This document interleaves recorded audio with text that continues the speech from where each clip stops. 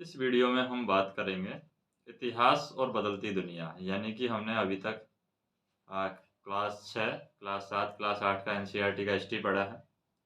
इसके बाद हम क्लास 9 का एनसीईआरटी का हिस्ट्री पढ़ते हैं। तो इसमें सबसे पहले इतिहास और बदलती दुनिया के बारे में बताया गया कि अब तक इतिहास के अकॉर्डिंग दुनिया में किस तरीके से बदलाव आया है। तो जैसे अगर हम बात कर रहे हैं रोज़मर्रा की ज़िंदगी जीते हुए, हम अखबारों की दुनिया भर की घटनाओं के बारे में पढ़ते हैं। आमतौर पर हम ठहरकर उन घटनाओं के लंबे इतिहास के बारे में नहीं सोचते हैं। चीज़ें हमारी आंखों के सामने बदलती रहती हैं, लेकिन हम कभी भी यह नहीं सोचते हैं कि ये बदल क्यों रही है कोई भी चीज़ें हैं। बल्कि अक्सर हम इस बात पर भी ध्यान नहीं देते हैं कि पहले चीज़ें ऐसी नहीं थी। इन बदलावों पर लगातार नज़र रखना, ये समझना कि बदलाव क्यों हो रहे हैं और कैसे आ रहे हैं, यह भी हम आज जिस दुनिया में जी रहे हैं, वह कैसे बनी है, यही हमारा इतिहास माना जाता है। जैसे अगर हम बात करें, जैसे क्लास 9 और 10 के जो इतिहास की पुस्तक हैं, उसमें मुख्य जोर इसी बात पर दिया गया है कि समकालीन विश्व है, वो किस तरीके से बना है, जो हमारा वर्तमान का विश्व है, वो किस तरीके से बना है। और कक्षा 6 से 8वीं तक की जो किताबें हैं हमारी, उसमें हमने पढ़ा है कि भारत के इतिहास के बारे में पढ़ा है। और अब हम पढ़ेंगे जैसे कि 9th और 10th में हम जानेंगे कि किस तरह भारत के अतीत की कहानी है दुनिया के लंबे इतिहास से जुड़ी हुई है। जब तक हम इस संबंध पर विचार नहीं करेंगे, तब तक इस बात को अच्छी तरीके से नहीं समझ पाएँगे कि भारत में क्या हो रहा है और कैसे हो रहा है। यह बात इसलिए और महत्वपूर्ण हो जाती है कि आज तमाम अर्थव्यवस्थाएँ और समाज दिनों-दिन गहरे तौर पर एक-दूसरे से जुड़ते जा रहे हैं। इतिहास को हमेशा भौगोलिक सीमाओं में बंद करके नहीं देखा जा सकता। वैसे भी राष्ट्रीय भौगोलिक सीमाओं को ही अपने अध्ययन का एकमात्र केंद्र बिंदु मान लेना ठीक नहीं होगा। कई बार ऐसे मौके आते हैं जब एक छोटे से क्षेत्र या फिर एक इलाके या फिर एक गांव या किसी रेगिस्तानी पट्टी, किसी जंगल या किसी पहाड़ पर ध्यान केंद्रित करने से हम लोगों के जीवन में मौजूद भारी विविधता और उन इतिहासों को समझने में हमें मदद मिलती है। तो हम क्या करते हैं, कई बार हम देखते हैं ऐसे मौके आते हैं, जब एक छोटे से क्षेत्र में, एक इलाका हुआ, एक गाँव हुआ, एक रेगिस्तान हो गया, किसी जंगल में या किसी पहाड़ पर जब हम ध्यान केंद्रित करने से हमें क्या मिलता है, लोगों के जीवन में मौजूद भारी विविधता और उन इतिहास को समझने में हमें मदद मिलती है, जिनसे किसी राष्ट्र का इतिहास हमें बनता हुआ नज़र आता है। न तो हम लोगों को बिना राष्ट्र की बात कर सकते हैं, न ही राष्ट्र के बिना किसी इलाके की हम बात कर सकते हैं। फ्रांसीसी जो इतिहासकार हैं, फर्नांड ब्रादेल, इनके शब्दों में हम यह भी कह सकते हैं कि विश्व के बिना राष्ट्र की बात नहीं की जा सकती। तो अगले 2 साल, यानी कि हम अगले 2 साल का मतलब है कि 9th और 10th क्लास की जो पाठ्य पुस्तक है, उसमें हम देखेंगे कि अलग-अलग स्तरों पर ये इतिहास पढ़ने की कोशिश करेंगे। इस दौरान हम कुछ खास समुदायों, इलाकों का अध्ययन करेंगे। राष्ट्र के इतिहास तक, भारत और भूगोल के इतिहास में होते हुए हम अफ्रीका, इंडोनेशिया के घटनाक्रमों तक जाएँगे। हमारे अध्ययन का जो केंद्र विषय है के हिसाब से हमारा बदलता रहेगा। यानी जो हमारे अध्ययन का केंद्र है, वो विषय के अकॉर्डिंग हमारा जो अध्ययन है, वो हमारा बदलता रहेगा। ये विषय कौन-कौन से हैं, उन्हें कैसे व्यवस्थित किया जाए, विषय वस्तु का चुनाव है किस आधार पर हमें करना चाहिए। अब तक हम आधुनिक विश्व का इतिहास अक्सर हम कह सकते हैं पश्चिमी दुनिया के इतिहास पर आश्रित रहे हैं। मानो सारे परिवर्तन और सारी तरक्की सिर्फ पश्चिम से ही होती रही है। मानो बाकी देशों के इतिहास एक समय के बाद ठहर से गए हैं, गतिहीन और जड़ हो गए हैं।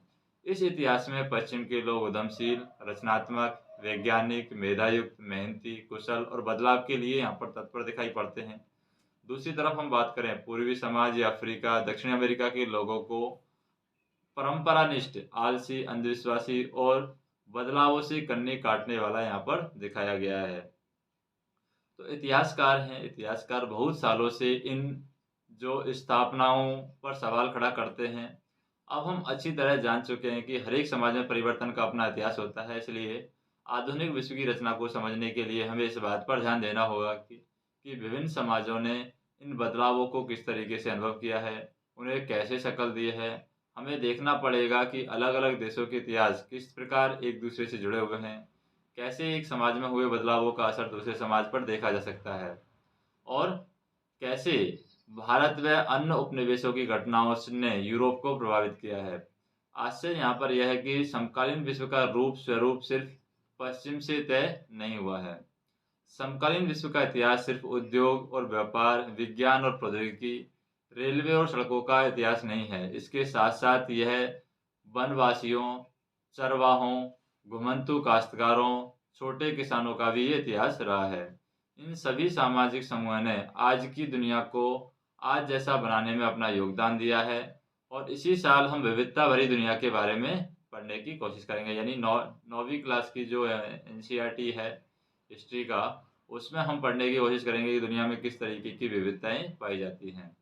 और हम यहाँ पर 2 तरह की किताबें हैं, दोनों खंड फर्स्ट और खंड सेकंड। खंड फर्स्ट है हमारा 9th क्लास का और खंड सेकंड है हमारा 10th क्लास का। तो ये दोनों खंड हमें किस बात पर ध्यान केंद्रित करते हैं, जो आधुनिक विश्व को समझने की दृष्टि से काफ़ी महत्वपूर्ण है। और हम इस खंड में यानी क्लास 9 के अंदर जो पढ़ेंगे फ्रांसीसी क्रांति, रूसी क्रांति, नाथसीवाद के बारे में हम पढ़ेंगे। फिर 10th क्लास में हम पढ़ेंगे भारत में राष्ट्रवाद, उपनिवेशवाद, विरोधी आंदोलन के बारे में हम पढ़ेंगे। फिर खंड सेकंड है, यानी कि इसी किताब का खंड सेकंड है, उसमें हम पढ़ेंगे नाटकीय घटनाओं पर दृष्टिपात करते हुए हम लोगों के जीवन की सामान्य बातें पढ़ेंगे, उनकी आर्थिक गतिविधियाँ, उनके आजीविका के स्वरूप क्या थे। और इस हिस्से को हम देखेंगे कि जनजातीय समूह और चरागाहों के लिए समकालीन विश्व का क्या मतलब रहा था, उन्होंने इन बदलावों का सामना किस तरीके से किया था, उन्हें किस तरह प्रभावित किया था। और अगले साल यानी कि 10th क्लास में हम पढ़ेंगे औद्योगिकरण, शहरीकरण, पूंजीवाद, उपनिवेशवाद के बारे में हम विस्तार से चर्चा करेंगे। बेशक हम चीज़ों के बारे में बहुत कुछ पढ़ते रहते हैं, लेकिन इनके बारे में हम जो कुछ पढ़ते हैं, उनमें से हमें इनके इतिहास के बारे में कुछ ख़ास पता नहीं चल पाता है। हमें यह पता नहीं चल पाता है कि ये चीज़ें किस तरीके से विकसित हुई, क्यों बदलती है। जब हम अपने आसपास की चीज़ों के बारे में इतिहास की दृष्टि से सवाल उठाना सीख जाते हैं, तो इतिहास एक नया अर्थ यहाँ पर ग्रहण कर लेता है। हमें रोज़मर्रा की साधारण चीज़ों को भी एक अलग कोण से देखने का मौका मिल जाता है। हमें एहसास होने लगता है कि जो चीज़ें हमें इतनी मालूम ही दिखाई देती हैं, उनका भी एक इतिहास है, जो हमारे लिए बहुत महत्वपूर्ण है। समकालीन विश्व किस तरीके से अस्तित्व में आया है, इसे समझने के लिए हम भारत से अफ्रीका और यूरोप से इंडोनेशिया तक का हम सफ़र करेंगे और इस क्रम में हम बड़ी-बड़ी घटनाओं के बारे में पढ़ेंगे। दैनिक जीवन को भी हम करीब से देखेंगे और इन यात्राओं के दौरान हम खुद को महसूस करने लगेंगे कि इतिहास कितना दिलचस्प हो सकता है। जिस दुनिया में हम रहते हैं, उसे समझने में ये कितना कारगर और कितना मददगार यहाँ पर इतिहास है, वो हो सकता है।